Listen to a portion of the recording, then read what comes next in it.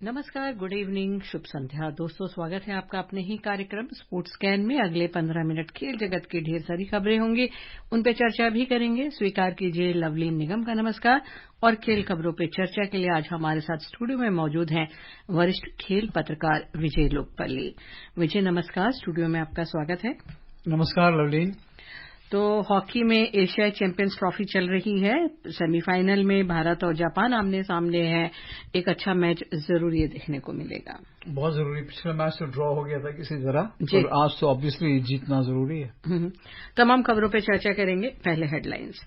Hockey में एशियाई champions trophy में के सेमीफाइनल में भारत का मुकाबला जापान से हो रहा है। भारत और वेस्टइंडीज के बीच 5 T20 क्रिकेट श्रृंखला का चौथा मैच कल 19 से 27 अगस्त तक बुडापेस्ट में होने वाली विश्व एथलेटिक्स चैंपियनशिप में नीरज चोपड़ा भारतीय दल का नेतृत्व करेंगे। और स्पेन फीफा महिला फुटबॉल विश्व कप के सेमीफाइनल में पहुंचा।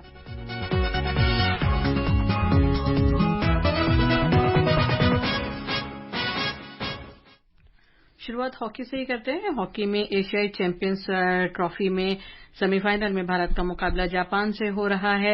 रैंकिंग की बात करें तो भारत चौथे नंबर पर है, जापान 19वें नंबर पर है। भारत ने अपने अंतिम ग्रुप मैच में पाकिस्तान को 4-0 से हराया था और अपने ग्रुप में शीर्ष पर रहकर सेमीफाइनल में पहुंचा था। अगर उधर जापान की बात करें, चीन को 2-1 से उसने हराया, चौथे स्थान पर रहा। पहले इसी मैच की बात करते हैं। भारत अजेय रहा है, सबको हराया, अच्छे खासे अंतर से हराया है। लेकिन सच ये भी है कि जो जापान के साथ हमारा मैच था वो ड्रॉ पे उसे मजबूर होना पड़ा था। जी हाँ, हालांकि उस मैच में अगर आपको याद हो लवलीन की भारत ने ही डोमिनेट किया था पूरा मैच जी, पर जापान की डिफेंस इतनी सक्षम थी, वो किसी तरह उन्होंने ड्रॉ कर दिया और जिसकी वजह से ये मैच आप उम्मीद रख सकते हैं कि बड़ा क्लोज होगा। बहुत अच्छा मैच देखने को मिलेगा। जी। दूसरा सेमीफाइनल की बात करें, वहां मलेशिया ने साउथ कोरिया को हरा दिया है, 6-2 से फाइनल में जगह बना ली है। और साउथ कोरिया इस बार डिफेंडिंग चैंपियन था। तो क्या साउथ कोरिया आपको लगता है कि वो फुल स्ट्रेंथ के साथ नहीं उतरा था एशिया को देखते हुए? हाँ, ज्यादा टीमों का जो अगर आप देखेंगे जोर है एशिया में, वो एशियन गेम्स पे ही होगा, क्योंकि वहां अगर आप जीतते हैं तो आप वो बहुत बड़ी उपलब्धि। हाँ, बहुत बड़ी उपलब्धि होती है। और आप पर यहाँ एक्सपेरिमेंटल टीम थी, उस दिन वो दिन भी खराब था, जो भी कोरिया करने गया हुआ नहीं। और मलेशिया भी अगर आप देखें, कोई अगर आप उनका पास देखेंगे, उनका हिस्ट्री देखेंगे, वो हमेशा एक ऐसे मैचेस निकालती है टूर्नामेंट में, जो क्रूशियल मैच होता है वो निकाल लेती है। तो वही उन्होंने किया सेमीफाइनल में, जो कोरिया को रोका और फाइनल में जगह बनाई है। तो अगर मान के चलिए कि अगर भारत मलेशिया का फाइनल होगा तो बहुत ही बढ़िया होगा। और उधर पाकिस्तान का जो मैच था चीन के साथ 5वें स्थान के लिए, वो एक तरफा ही रहा, क्योंकि पाकिस्तान ने चीन को 6 गोल से हरा के 5वां स्थान हासिल किया। लेकिन पाकिस्तान के लिए 5वां स्थान करना, कहीं लगता है कि पाकिस्तान भी एक समय हॉकी में बड़ी अच्छी हुआ करती थी। बहुत जबरदस्त टीम होती थी, चाहे आप ओलंपिक्स में देखिए, एशियन गेम्स में देखिए, वर्ल्ड कप जो होते थे हॉकी के, उसमें देखिए। पाकिस्तान हमेशा उन्होंने एक बड़ा अटैकिंग खेल खेलते थे, उनकी खेलने की शैली बहुत अलग थी। और भारत पाकिस्तान के मुकाबले आपको याद होगा कितने रोमांचक होते थे। पर यह है कि 5वां स्थान मेरे ख्याल से कुछ तो उनके पास है, नहीं तो हालत उनकी ऐसी है कि उनके पास टीम भेजने के भी पैसे नहीं होते हैं। जी, अपने मुकाबले की बात करें, जो आपने भारत का मुकाबला इसमें देखा, एशियाई चैंपियंस ट्रॉफी कहीं ना कहीं अपने आप को जज करने का, एक्सपेरिमेंट करने का भी एक अच्छा प्लेटफॉर्म था। इंडियन हॉकी टीम की अगर बात करें, आपको लग रहा है कि एशियाड में एक बहुत अच्छे उसके प्रदर्शन की उम्मीद हम करेंगे? जरूर करेंगे। और अगर आप देखें ये टीम, इसमें बहुत सारे प्लेयर्स ऐसे हैं जो काफी टाइम से खेल रहे हैं, तो उनका कॉम्बिनेशन भी बना हुआ है, एक दूसरे को अच्छी तरह समझते हैं, स्ट्रांग और वीक पॉइंट्स उनको मालूम है। और फिर एशियन गेम जब होगा तो ऑब्वियसली उस वक्त का फॉर्म डिसाइड करेगा। भारत और वेस्टइंडीज के बीच 5 T20 क्रिकेट श्रृंखला का चौथा मैच कल खेला जाएगा। वेस्टइंडीज से पहले 2 T20 मैच हारने के बाद भारत ने उप कप्तान सूर्य कुमार यादव और तिलक वर्मा के शानदार प्रयासों की बदौलत तीसरे मैच में 7 विकेट की शानदार जीत के साथ 5 मैचों की श्रृंखला को जीवित रखा। एक रिपोर्ट सुनते हैं, फिर चर्चा करेंगे। वेस्टइंडीज श्रृंखला में 2-1 से आगे है। सूर्य कुमार ने तीसरे टी20 में अपनी लय वापस पा ली है, लेकिन भारत को यशस्वी जायसवाल, शुभमन गिल, कप्तान हार्दिक पांड्या और निचले क्रम के बाकी बल्लेबाजों की आवश्यकता होगी कि वे आगे बढ़ें और रन बनाने में बड़ी भूमिका निभाएं। गिल तीनों पारियों में अब तक दोहरे अंक तक नहीं पहुंच पाए हैं। ईशान किशन की जगह शीर्ष पर लाए गए जायसवाल अपने पहले टी20 मैच में सस्ते में आउट हो गए। हार्दिक ने अभी तक बल्ले से फॉर्म हासिल नहीं किया है। बल्लेबाजी विभाग को एकजुट होकर बड़ा योगदान देना होगा। गेंदबाजी विभाग में कुलदीप यादव, अक्षर पटेल और युजवेंद्र चहल स्पिन टीम के रूप में प्रभावशाली रहे हैं, जबकि अर्शदीप सिंह और मुकेश कुमार अच्छा काम कर रहे हैं। वेस्टइंडीज के लिए अगले साल घरेलू मैदान पर होने वाले टी20 विश्व कप की तैयारी में अगर वे शनिवार को भारत को हराने में कामयाब होते हैं तो उनके लिए 2017 के बाद पहली बार लगातार टी20 श्रृंखला जीतने का मौका है। वेस्टइंडीज के बल्लेबाज भी एकजुट होकर प्रदर्शन नहीं कर पाए हैं। निकोलस पूरन शानदार फॉर्म में हैं और कप्तान रोमैन पॉवेल कुछ हद तक बड़े हिट प्रदान कर रहे हैं। अगर वेस्टइंडीज को भारत के सामने कड़ी चुनौती पेश करनी है तो काइल मेयर, शिमरॉन हेटमायर और ब्रेंडन किंग को बल्ले से बेहतर करने की जरूरत है। दोनों टीमों ने लॉर्डरहिल में 6 टी20 मैच खेले हैं, जिनमें से भारत ने 4 मैच जीते हैं। वेस्टइंडीज ने सिर्फ 1, जबकि एक अन्य मैच बारिश की भेंट चढ़ गया। स्पोर्ट्स डेस्क से मैं ज्योत्सना पांडे। एक तो ये 2 मैच अब ये लोग शिफ्ट हो गए हैं, फ्लोरिडा लॉडरहिल में कर रहे हैं और मतलब एक समय तो ये आ गया था कि भारत को तीसरे मैच में श्रृंखला बचाने के लिए खेलना पड़ा। कहीं लग रहा है 2020 में टीम इंडिया को कहीं ना कहीं पुल अप योर सॉक्स वाली जरूरत है। हाँ, जरूरत है, पर आप ये देखिएगा कि इसमें इंडिया भी कोशिश कर रहा है, नई खिलाड़ियों को चांस दे रहा है। इसकी वजह से आपको एक लोग बड़ा बात करें तिलक वर्मा की, तो 2 सीजन से लगातार बढ़िया खेल रहे हैं। ऐसा नहीं है कि इसी सीरीज में उभर के आए हैं। तो आपके लिए एक एक्सपेरिमेंट करने का चांस था और आपने किया। हालांकि आने वाला टाइम तो 50 ओवर के वर्ल्ड कप का है, लेकिन इसमें से भी आप प्लेयर्स के फॉर्म, उनकी जो एक क्षमता है इंटरनेशनल क्रिकेट खेलने की, वो आप जान सकते हैं। लेकिन देखा जाए अभी तक अगर हम 2020 की बात करें, यशस्वी जायसवाल या ये एक ओपनिंग जो पेयर है वो ठीक से नहीं मिल पा रहा है, तो काफी कुछ प्रेशर फिर मिडिल ऑर्डर में आ जाता है। हाँ, होता है, क्योंकि अगर आप देखिए यहाँ पे ओपनर्स का काम ये नहीं है कि आप थोड़ा सा भी रुक के खेलें। और जायसवाल जैसे हैं, प्रतिभाशाली हैं, बहुत यंगस्टर हैं, आने वाले टाइम में बहुत बहुत सर्व करेंगे भारत को। तो अगर वो आउट भी हो जाते हैं तो इस गेम में एक तो फ्लेक्सिबिलिटी जिसे कहते हैं ना कि हर कोई ओपनर भी बन जाए, हर कोई नंबर 8 पे भी खेल ले, तो सब तैयार हैं। हर कोई बैटिंग भी कर लेता है। मेरे ख्याल से हर प्लेयर, बुमराह को छोड़ के अगर आप देखें टी20 में भारत के पास ऑलमोस्ट हर प्लेयर बैटिंग कर लेता है। तो इसमें हर एक के रोल बांटे हुए हैं और मुझे इसमें कोई निराशा नहीं होती है कि मान लीजिए कोई ऊपर रन नहीं बना पाया, उसको अगला मैच में होगा और आप देखिए वो रन बनाएगा। लेकिन शुभमन गिल और हार्दिक पांड्या के लिए बहुत जरूरी होगा विजय कि वो फॉर्म हासिल करें और अच्छा प्रदर्शन इसमें करें। जी हाँ, क्योंकि गिल और हार्दिक पांड्या दोनों की बात हो रही है कि ये तो 50 ओवर का जो वर्ल्ड कप है उसमें बहुत अहम रोल होगा इनको। जी। बांग्लादेश की बात करें तो उन्होंने अनुभवी ऑलराउंडर शाकिब अल हसन को एशिया कप 2023 विश्व कप दोनों के लिए वनडे टीम का कैप्टन नियुक्त किया है। इन 2 बड़े टूर्नामेंटों के अलावा बांग्लादेश सितंबर के अंत में सफेद गेंद की श्रृंखला में न्यूजीलैंड से मुकाबला करेगा, जिसके बाद टीम 5 अक्टूबर को शुरू होने वाले विश्व कप के लिए भारत की यात्रा करेगी।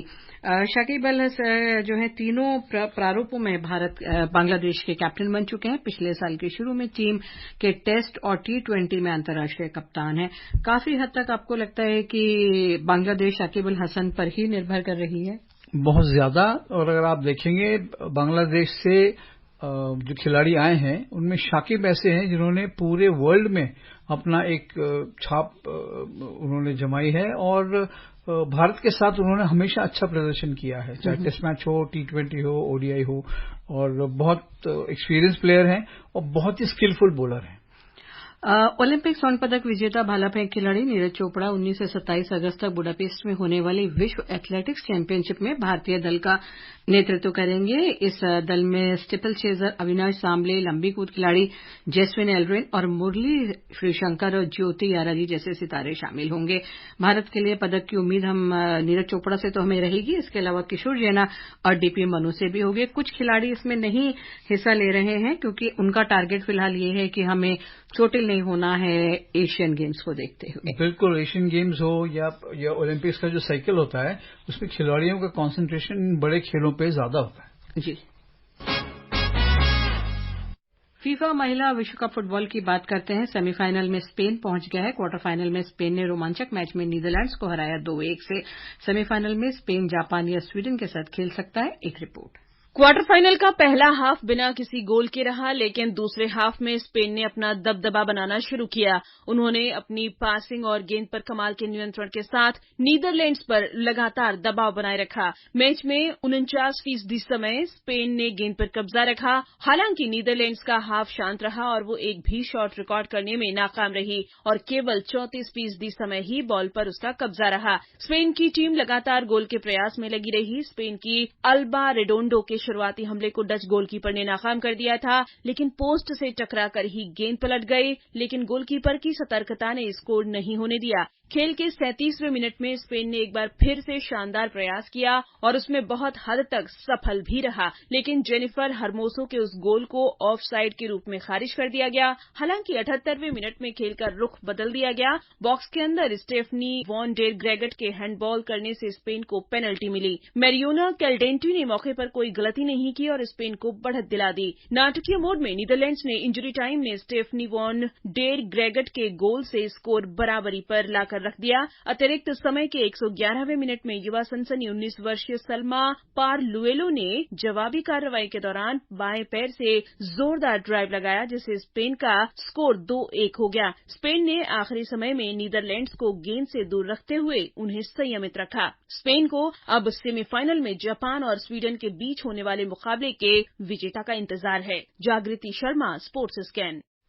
बहुत अच्छा मैच था, ये रोमांचक मैच था, जहां स्पेन ने जो है नीदरलैंड्स को हराया। जैसे अभी जागृति की रिपोर्ट में है कि क्वार्टर फाइनल का पहला हाफ गोल रही था उसके, लेकिन दबाव हमेशा स्पेन ने बनाए रखा। हाँ, और देखिए स्पेन में फुटबॉल की परंपरा रही है, तो मुझे कोई आश्चर्य नहीं है कि उनकी महिला टीम भी इतना बेहतरीन फुटबॉल खेल रही है। अगर आप देखें पीछे कुछ मैचेस देखे मैंने जो आ रहे थे, चाहे स्पेन हो, चाहे नीदरलैंड्स हो, जर्मनी हो, इंग्लैंड की फुटबॉल टीम आप देखिए, बहुत ही जबरदस्त स्पीड होती है जो आपको आश्चर्य करेगी कि महिलाएं भी इतना बढ़िया फुटबॉल मतलब स्पीड है, स्किल है। हाँ। और आपको अच्छा लगेगा देखने, बड़ा कॉम्पिटिटिव फुटबॉल होता है। हाँ, क्योंकि महिलाओं में भी ये नहीं कह सकते कि मैच में स्टेमिना की कमी कहीं नजर आ रही है। किसी भी स्टेज पे आपको लगेगा ही नहीं कि ये थक के खेल रही हैं या थक गई हैं। बहुत मतलब जो स्पिरिट है उनका वो देखने लायक है। इधर हम अपने डोमेस्टिक फुटबॉल पर आए हैं। डूरंड कप फुटबॉल टूर्नामेंट में आज मोहम्मदन एफसी ने भारतीय नौसेना एफटी को 2-1 से हराया। ओडिशा एफसी और मैच राजस्थान यूनाइटेड से हो रहा है। कल नॉर्थ ईस्ट यूनाइटेड एफसी का मुकाबला होगा एफसी गोवा से। एक अन्य मैच में मोहन बागान और ईस्ट बंगाल की टीमें आमने सामने होंगी। अभी शुरुआत है। डूरंड कप हमारा सबसे पुराना फुटबॉल का टूर्नामेंट है और यही जो है डोमेस्टिक टूर्नामेंट होती है जहां से हमें फुटबॉल खिलाड़ी मिलते हैं। बहुत बिल्कुल। और आपको याद होगा लवलीन की दिल्ली में अम्बेडकर स्टेडियम भरा रहता था क्योंकि बड़ी बड़ी टीमें आती थी। और डूरंड तो बहुत ही लोकप्रिय फुटबॉल टूर्नामेंट है। पोर्ट ऑफ स्पेन में भारत ने राष्ट्रमंडल युवा खेलों के अंतिम दिन एथलेटिक्स में 1 रजत और 2 कांस्य पदक जीतकर 8 दिन की इस प्रतियोगिता में 17वां स्थान हासिल किया। प्रतियोगिता के अंतिम दिन लड़कियों की 800 मीटर दौड़ में आशा किरण बाला ने रजत पदक जीता, जबकि लड़कियों की ऊंची कूद में पूजा ने कांस्य पदक हासिल किया। लड़कों में भाला फेंक में अर्जुन जो है वो तीसरे स्थान पर रहे। इससे पहले तैराक शान गांगुली ने लड़कों की 400 मीटर व्यक्तिगत मेडले में रजत पदक जीता था, जबकि शशि अनुप्रिया ने लड़कियों के शॉटपुट में कांस्य पदक जीता था। भारतीय फुटबॉल महासंघ लीग समिति ने शुक्रवार को आई लीग 2023-24 प्रारूप का फैसला किया, जिसमें 13 club home and away double round robin प्रारूप में खेलेंगे। पूरे सीजन में कुल 156 मैच खेले जाएंगे, जिसमें हर टीम 24 मैच खेलेगी। लीग के अंत में तालिका में टॉप पर रहने वाले क्लब को आई लीग 2023-24 का चैंपियन जो है वो घोषित किया जाएगा।